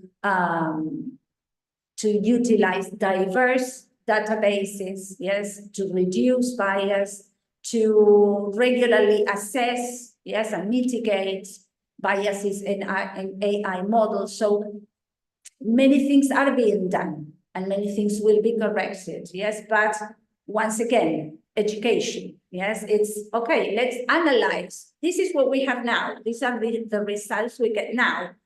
Yes, and there will be a lot of bias, but well, let's again look at the positive, at the bright side of things. Good, lots of materials to work with our students, yes, and to teach them about biases. Why do we have these biases in AI? What has happened? How it is trained? There are also possibilities with POE. I don't know if you know the tool. It's POE, like Edgar Allan Poe. And that tool allows students and anyone, yes, to train their own bot. Yes. So okay. So let's do that together. Yes. So that we can. How would you reduce bias? What kind of data would you give? Would you feed? Yes, this bot, so that it's well, there is more equality, that everyone is being represented, fairly represented. So I think we have a huge opportunity here. Yes, because we are starting now to see that there is bias and all the mistakes that and problems that AI has today. Yes, but we are just starting. Yes, as many experts say, we are using the worst AI ever. Yes, because what comes, yes, will be amazing. So, well, let's start with this one and see what we can do to improve it together. Wonderful. Yeah, I'd agree with both of you, and I'd add, what do we do with bias in the real world?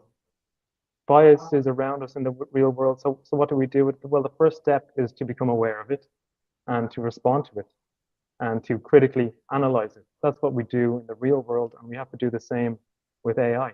We don't have a direct control or influence over what AI produces, what types of imagery it produces, but we do have control of how we respond to it, how we analyze it, and as a teaching opportunity, it's fantastic. A little practical tip I would give in prompt engineering, something I like to do when I'm looking to make sure the AI is giving me accurate responses. I'll say, now that it's connected to the internet, I'll say, please reference any factual statements that you make. You know, reference articles, reference newspapers, journals, and it'll provide links. And then you can look into that and make sure the information is accurate.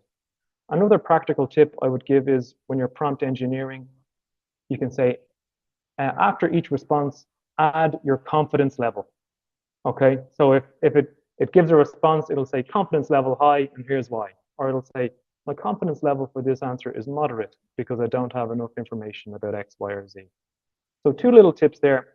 Add a confidence level to your response, and please reference any factual statements.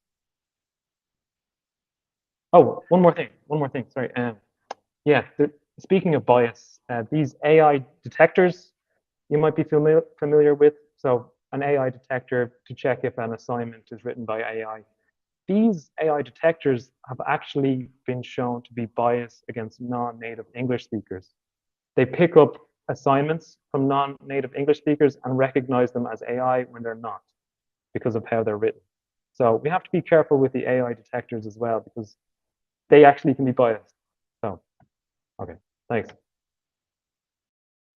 So apparently, many of us here, the majority of us here, would be recognized as AI, AI-generated content. I mean, content.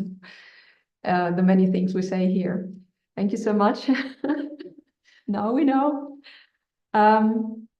Moving on, there were a few questions about plagiarism, and in this relation, we have also a question for the experts.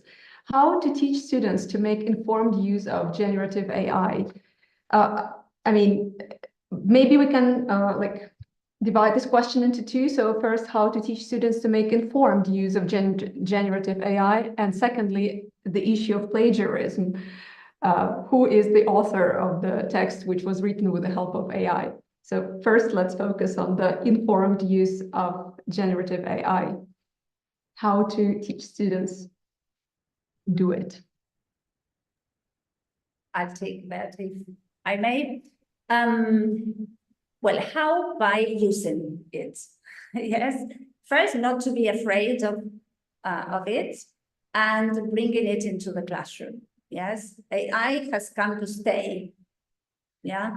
So remember that if I remember correctly, in 1986 there were protests in the United States against calculators, the use of calculators. They said that our students would stop, being able to say how much was 2 + 2 without the calculators. And then, well, they were proved wrong, right? Why? Because teachers knew how to incorporate it, yes, and how to use it effectively, yes, and productively. Well, the same with AI. So how can they use it positively? Well, because the teachers will help them, yes, that's the idea. Okay, how can we incorporate AI in the classroom and create, yes, the scenario for them to use it productively. This is what we have to start thinking about, yes, not to ban it, as was the first reaction in many schools, because they will be using it at home, right? So, okay, let's bring it into the classroom and let's help them realize how they can use it to be more productive, yes, not to just give them the answers, yes. But I think that that's the key, yes, for us teachers to learn to use it and then to help our students to use it wisely. Yes, I agree. Use it, and then you will see what happens. Regarding the plagiarism, I think of course banning and forbidding won't work. As Yanella said, they will have it at home. But we have to find a way to change the tasks, to change how we use and incorporate. For example, ChatGPT, as everybody uses ChatGPT, everybody is afraid, or there was a lot of discussion last year about how now homework is destroyed. Tragedy of homework is called ChatGPT. Everybody is going to write their homework or let ChatGPT do the homework. So instead of banning, give a task to students to try to write an essay on the topic, and then on the same topic, ask ChatGPT to write it too, and then compare and decide where are the better points with ChatGPT maybe, or your essay, and how you can improve your essay by using the output that ChatGPT gives you. Also with language learning, most of us, or all of us, have been using Google Translate, but ChatGPT can really translate very well.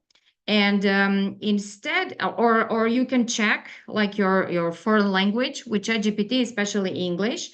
So instead of letting ChatGPT do it for you, you do it for yourself, but you check with ChatGPT and come to the classroom and say, with ChatGPT, I've learned this. So it is like a practical use of grammar rules, for example, comparing what is good, what is wrong, because ChatGPT will not only give you the answer, it will also explain the mistakes and give you the feed forward, so to say, not only the feedback, but the feed forward, what is wrong and how you can make it better. So yeah, I think changing the tasks is the key. And with plagiarism, just one thought. Everything that generative AI creates starts with our idea. So we definitely are co-authors of everything that we create with AI. But it would be good to share, Yanella also said it before, it would be good to share what I used in order to create something like this. But it all started with my idea, with my creativity as a teacher. Yeah. Big topic, this one, for sure. When I was a teenager, if I had access to ChatGPT, I would be using it all the time for my homework, my assignments, for everything. I like taking a few shortcuts. I wanted to go play with my friends. So I think we have to work with human nature here, and we have to realize that the whole game has changed, and the nature of assessment and assignments needs to change as well, with a focus to in class being about soft skills, presentations, collaborations, communication, and using AI then to prepare for in-class tasks. Using AI at home to actually get prepared. The student knows, okay, on Monday morning, I have this task to do with my group and I want to be prepared. How can AI prepare me for that? Because I'm going to have to speak, communicate, present. So a shift from written assignments that I would 100% use ChatGPT for and save time. I think we need to shift the nature of assessment to soft skills and communication skills, critical thinking, collaboration, things like that. So that's a big ship, and it'll take a long time to turn, but that's where I think it's going.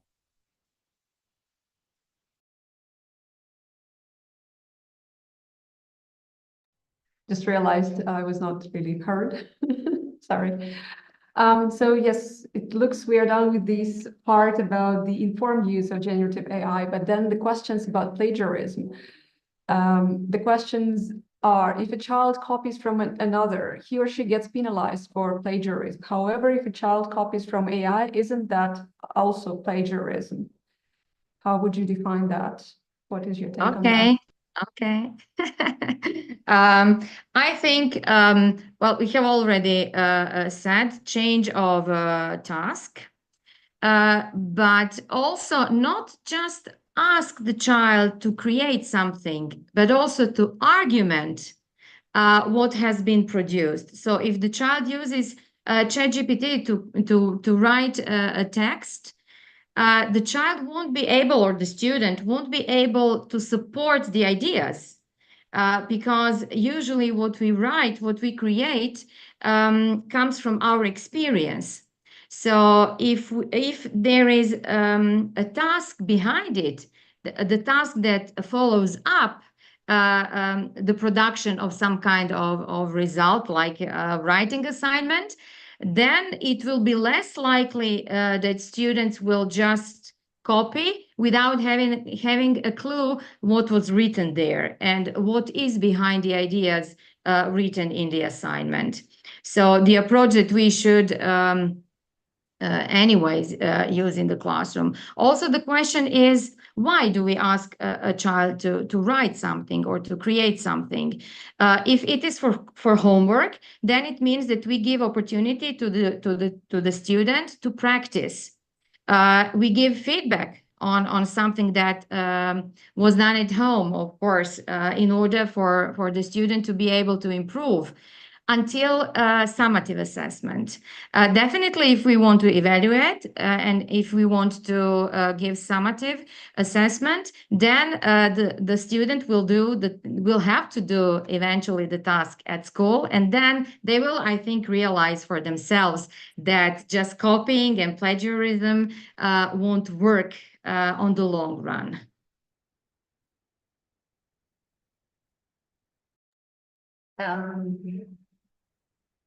You know that plagiarism with AI is not very clear. That's a problem, yeah? It's not very clear yet.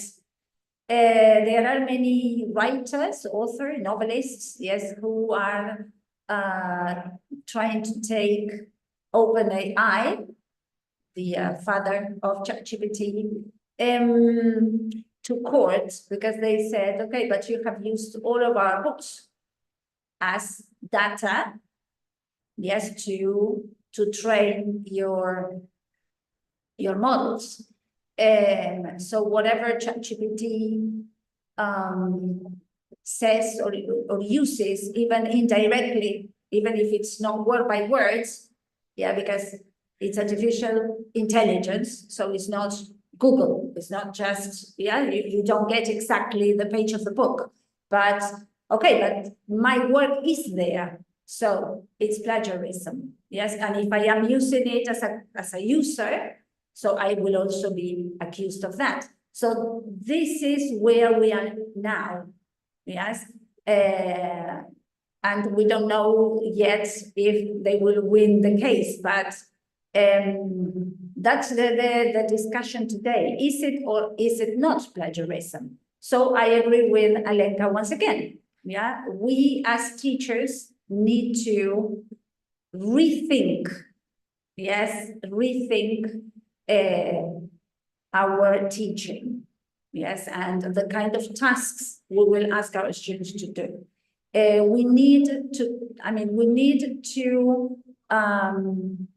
help our students not only with knowledge, because nowadays, of course, knowledge will be always the core, yes, the central and important thing in education, but our students need skills.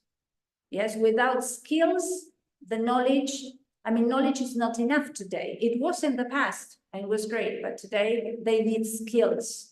So how can we help our students develop those skills? Well, there are many things we need to do. Yes, we have to rethink instruction.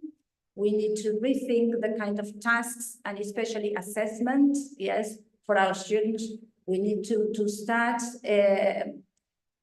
seeing, well, how we assess them, because we need to assess skills now. And AI can give us all of that, yes? So it's not just write an essay and repeat just by heart the poem or, we have to change all that, yes?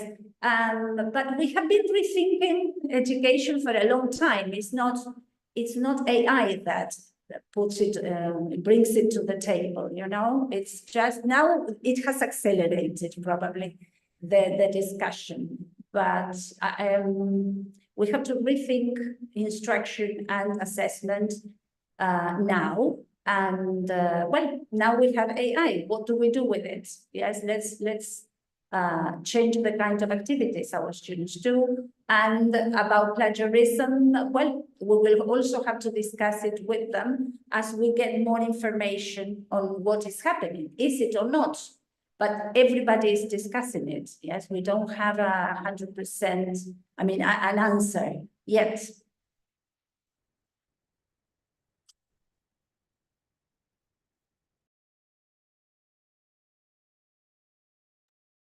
And there is silence. Thank you so much. Thank you. We have a few minutes left, and perhaps we could take a few questions that, maybe a couple of questions that were asked in the chat.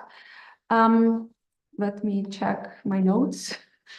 There was a question about any offline AI which could be used. Does it exist, any offline AI? Yes, these are in the early stages and they will become more and more popular. One example is LM Studio. I'll put it in the chat. And this, you can download a large language model onto your computer. Now, you might need a big computer. If the fan will be running a lot when you're running this application because it's very big. So yeah, lmstudio.ai is a place where you can download a local language model, so you can be disconnected from the internet and still access AI. Thanks. Anything else?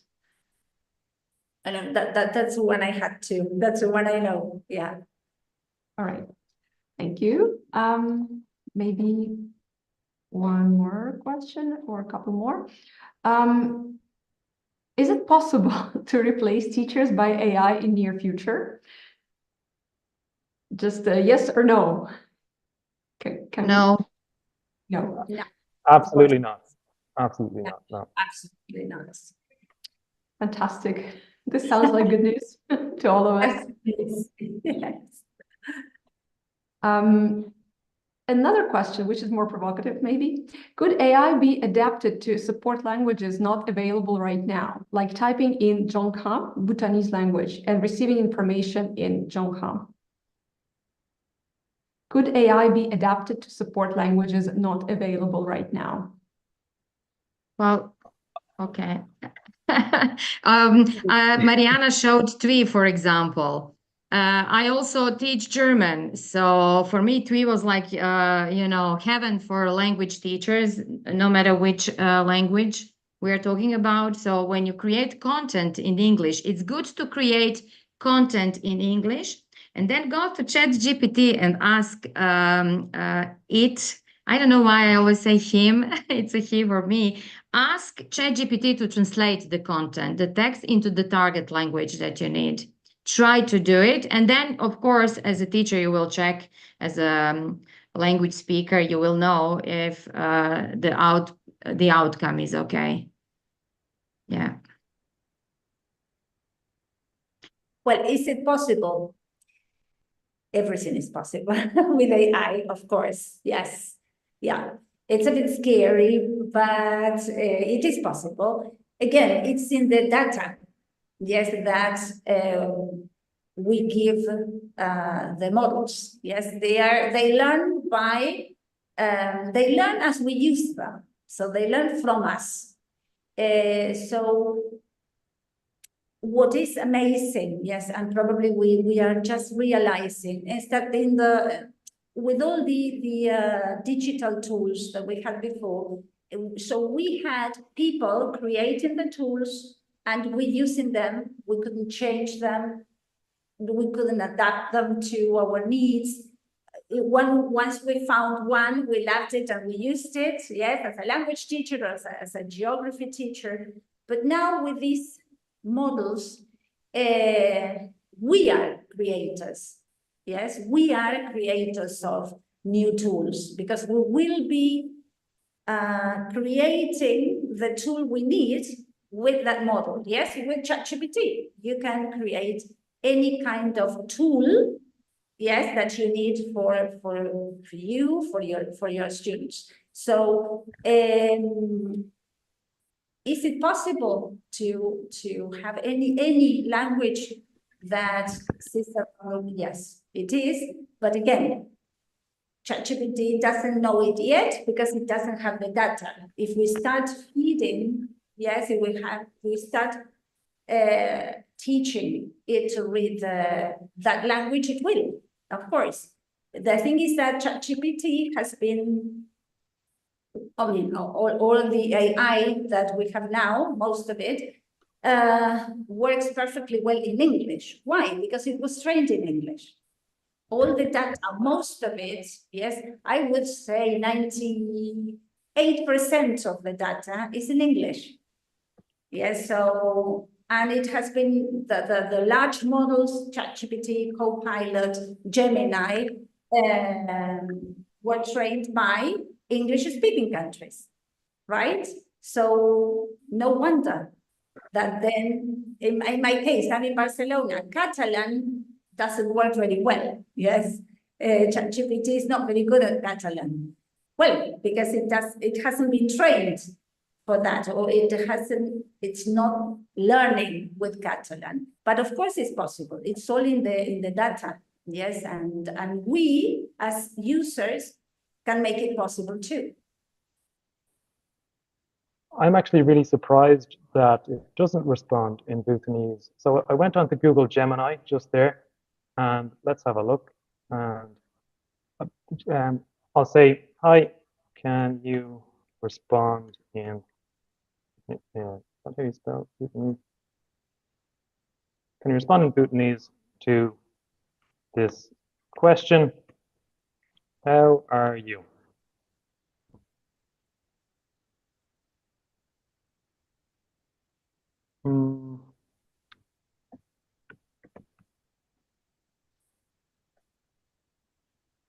Let's see. Okay, so maybe a little bit.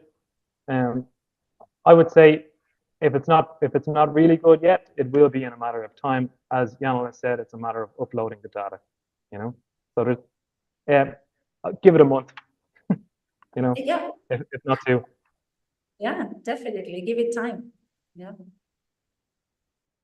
Yes, and there is a comment that it's good news to all the Jonka, I don't know, speakers, I suppose. That's the word. So yes, thank you, Patrick, for this example. There was one more question, and I suppose it will be the last one because we really have to be finishing. But I think it's an important one. That is why I want to ask it. So the question is, how does AI help learners with learning difficulties to enhance their academic achievement? Learning difficulties. Any tips, any ideas you have? And this, I promise this is the last question. Yes, well, again, it's a matter of prompt engineering. You give enough context. So that's, I have a student with this learning difficulty, and you type in what the learning difficulty is, and you talk about your learning objectives, and you talk about your task that you're giving your class, and you say, how can I adapt this to this student with this learning difficulty? Give me 10 ideas. And then you pick the best idea, and you say, okay, give me step-by-step instructions for that. Thanks. And everyone seems to be nodding. Yes, Yanella? Yeah, definitely what Patrick said. Yes, it's all about prompting. And again, how do you get good at prompting? Are there courses on that? No. Well, there are now on YouTube. Yes, you can even get people helping you with prompting. But again, it's just getting to know your assistant, and your assistant gets to know you. So prompting is key. But always remember that to get really good results, asking the bot to act as, right? So you say, well, you are, yes, a special education teacher, right? Or you are this person, you are an English as a foreign language teacher, or whatever. So if you say, well, you are this teacher that we need in the classroom to support these students, you say, okay, I have your student finds it difficult to do this, to understand this. Okay, give me or create a lesson plan, yes, so that these students can develop this, and these skills. And as Patrick said, you will get your lesson plan, yes, your follow-up activities, and then you get into it and say, okay, I like idea number 3. Can you give me hands-on activities for this point 3? It will give you that too. So whatever you ask your assistant, he or she will be ready to help. But everything, yes, the key is prompting, definitely, and you will get lots and lots of ideas, and you will be able to help all your students. Exactly. One little point on prompting: context. What is your background? What does success look like? What environment are you in? How many students? Student preferences, the student demographics, do they have any special needs of any kind? The more specific you are with your prompt, the more specific your answer will be when you get it back. And I will just add, talk to your AI tool until you get what you want. And Keep Tatiana, insisting. may I? Thank you so Tatiana? much. Yes, we are Tatiana? now. Yes, Tao? Tatiana, may I add Yeah, sure. 2 more Sure, short absolutely. comments? Can you hear me? Yes. Yes, the first one is about how AI can support learners with special difficulties. For instance, persons with disability. We are talking about how to use the current technology effectively. However, we should be reminded, that we like all the advanced technology, but the achievement of the technology is not good enough yet. That's something we should keep in mind. So we need to work closely with technology sector and technology partners. And technology is driving transformation of teaching and learning and education system. And there is another way around. And the needs of education, especially the needs for learners with special difficulties like visual impairment and hearing impairment and other autism, we need new technologies. And the more is better technology. And that is the future of technology, of AI. This is something I want to add. And that's why it's very important for education sector. Work closely together with technology sector so that we can move ahead side by side. That's the way it should be. Another comment is I can see that many participants are asking how to follow up. And I'm thinking about how to follow up after this very informative and inspiring webinar. Of course, we can organize more webinars jointly with Europass Teacher Academy and other partners. And I think there are two more options that's possible. The first one is we can collectively to collect the best practice and recommend the best tools and the best practice, particularly individualize the practice and disseminate through our network so that more teachers and learners they can benefit from this webinar. And if we can even, as the technology develops rapidly, we should recommend the best, or we can call them best tools or recommended AI tools or recommended best practice with more teachers and even students so that more people can benefit from it. And the last one I want to mention, I'm not sure if Tatiana already mentioned that IITE has an e-library for teachers. There is a forum. And I hope more teachers will join and to share your experience. The platform is there, is open to everyone. And this is also another option. So we should stay in touch and help ourselves and help more teachers around beyond this webinar and to reach to more teachers as we wished. Thank you. Thank you very much, Tao, for your comments. And yes, I will share the link to the e-library as well. I've been taking notes about all the many links that have been mentioned, and they will all be mentioned in the email following the webinar. So I hope everybody will get the information. And thank you for your comments. I suppose with this, it's time to close our webinar. I thank Alenka, Yanella, Patrick, Marianna. Thank you, Tao, for joining and for being here all this time. Thank you all for joining. Special thanks for those who have helped disseminate the information, and judging by the comments, people say that it has been an informative session. Thank you very much for this feedback. And yes, we hope to have more webinars like this one. It's been great 2 hours. And thanks for joining, for spending time with us and learning with us. Thank you. Bye-bye. Bye, thank you.